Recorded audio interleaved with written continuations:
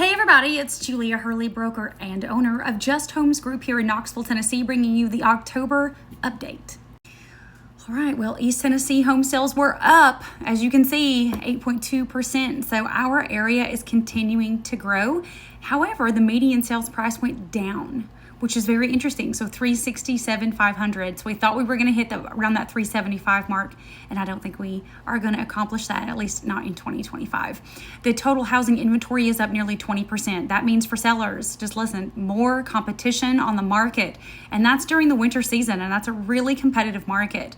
Buyers who have to or need to buy typically will buy in the winter, less hours of daylight to be able to see your property. Now you have 20% more real estate on the market competing with you and your home. Keep that in mind when you price it. Now, one of the major things that is on this list that I thought was very, very interesting are the counties in which listings have gone down. So let me go over those with you. So you can see here that I have active listings by county. Blount County went down, Loudoun County went down, and Union County went down, and let's talk about those. A couple of things happened in these major areas. So Blount County, Loudoun County, and Union County, all three touch Knox County, which is Knoxville, Tennessee, which is ranked number 5 in most relocations for 2026 and number 1 relocation for apparently New Yorkers for 2026. So we'll see how that goes. When these listing areas decrease in inventory, that actually increases the price of all three of those counties. So Blount County, where they house Maryville College, one of the top colleges in the entire Southeast. They have a 6A high school, which wins state championships like crazy. They have a lower tax base, and they're literally mountain views due to them being at the base of the Smoky Mountains. So Blount County, less listings mean higher prices. Loudoun County, don't forget that the Loudoun County Commission voted for the moratorium on new builds. That's unless there's something else going on. Of course, there seems to be always something going on in good old Loudoun County, but you do have to build minimum residential 1 house per half acre. So it already increases the build price of every property, which also increases the property taxes. So keep that in mind, but they have negated a massive amount. And then Union County negated about 2%, which increases the value of those properties as well due to the proximity to Knoxville.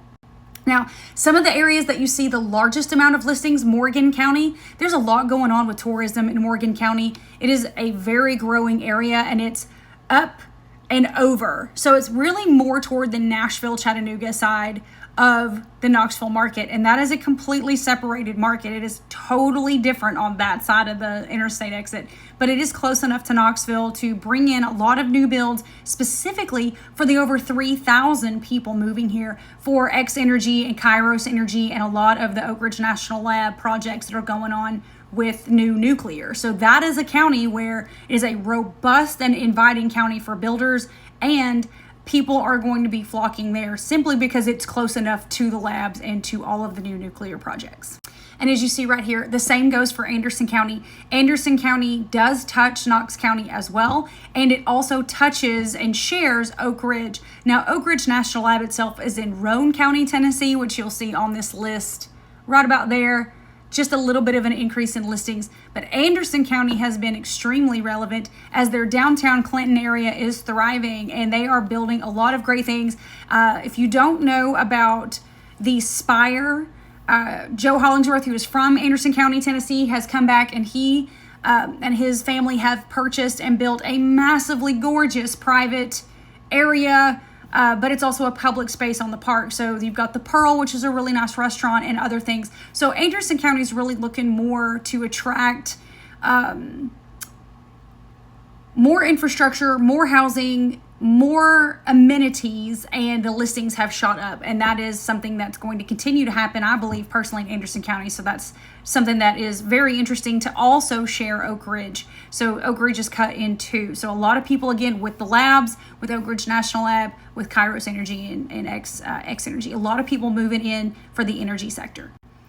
Now, looking right down here at the rental market, you can see that this map, rent is insane in Knoxville, Tennessee. So now we're moving back to Knoxville, which is in this conversation, which is the hub and where everything is. Relatively high, 95% occupancy rate, and then 96% as a whole for the year. So we've only lost about 1% of occupancy, and there's only 850 more units. So really looking for a bigger boom in the multifamily build and the multifamily situation.